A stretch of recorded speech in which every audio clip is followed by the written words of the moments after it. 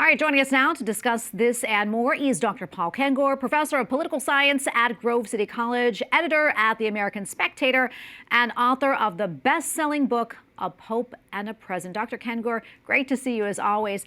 You know, when you look back on the relationship between the White House and the Vatican, which presidents really stand out to you when it comes to their relationship with the Pope?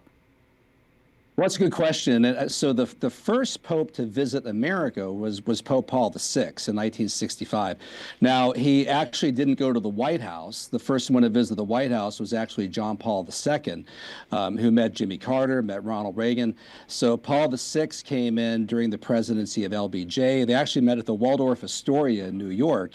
Interestingly, Paul VI would go on to have a really good relationship with Richard Nixon, Tracy. I think a lot of people aren't aware of that, but those two were actually very simpatico on foreign policy, even the Cold War. It was an interesting relationship.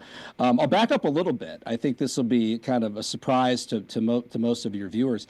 I think the most interesting kind of relationship here, papal, quote unquote, November 1936, Eugenio Pacelli, Secretary of State for the Vatican, Camerlengo for the Vatican, visited the United States and met with FDR in Hyde Park, New York, and then met in Bronxville, New York with the young Kennedy family. Now, that future Eugenio Pacelli would be the future Pope Pius XII. So in a way, he was kind of the first pope to visit the United States, but he didn't actually become pope until 3 years later in 1939. But so kind of Pacelli, yeah, sort of first, but other than him, Paul VI would have been the first one. Yeah, that's really fascinating. I know you've written extensively in your book, A Pope and a President, about the relationship between Pope John Paul II and President Reagan. Talk to us more about that. Yeah, they were very, very close. And I mean, the one thing above all that really bonded them was that they were both almost assassinated within just weeks of each other. In the case of Ronald Reagan, that was March 30th, 1981. He was shot by John Hinckley outside of the Washington Hilton in D.C. And then just 6 weeks after that, on the feast day of Our Lady of Fatima, May 13th, 1981, John Paul II was shot right smack in the middle of St. Peter's Square by Mehmet Ali Asha, and he was struck twice. Ronald Reagan immediately sent him a cablegram saying to him, you know, I'm one person who understands quite acutely, quite painfully what you've been through. Because Reagan himself had been nearly assassinated. And also at the time, too, Tracy, I mean, it was reported that both men were barely hit, they weren't really injured, they weren't in danger, but in fact, both men were rushed to the hospital, required massive blood transfusions, and very easily could have bled to death. In fact, had that bullet moved over a few centimeters in each case, they probably wouldn't have made it to the hospital. And then when the two of them met together for the first time at the Vatican in June 1982, they both said to each other that they believed that God had spared their lives for the special, specific, providential purpose of coming together to take on and peacefully defeat Soviet communism and win the Cold War, which they did. Yeah, and speaking of presidents who had assassination attempts, let's talk about our current president, Donald Trump. I know that we've seen in the past and currently a bit of friction between President Trump and Pope Francis. However, I know their meeting actually went really well in May of 2017. Tell us about that, and do you anticipate that they'll meet again during this term?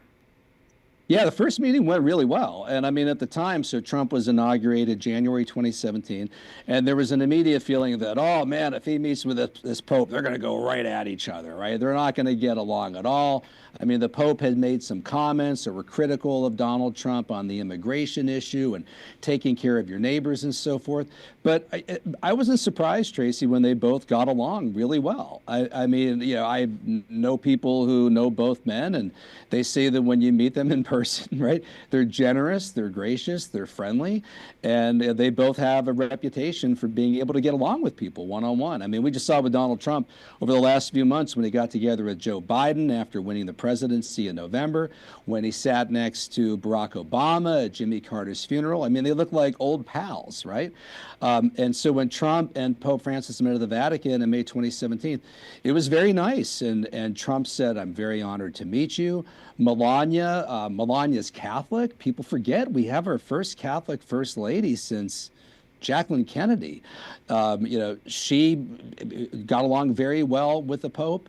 And I would now expect, too, to answer your other question, Tracy, I would expect them here now, 2025, John Paul II, or Pope Francis and Donald Trump, to meet again in the not too distant future. And I'd expect them to get along again, frankly. Yeah, Paul, almost out of time, but final thoughts here before I let you go.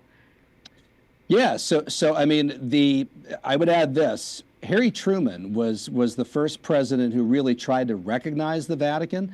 That was in 1951. And that was stopped by Protestants that didn't want the Protestant president recognizing the Vatican. So Reagan became the first to do so, officially recognize the Holy See in 1984. And ever since then, now 40 years and running, there's been an outstanding relationship between the U.S. and the Holy See. And hopefully it will continue because we really ought to be natural allies. All right, we're going to leave it right there. Dr. Paul Kengor, always great to be with you. We appreciate it. God bless. Same to you, Tracy. Thanks.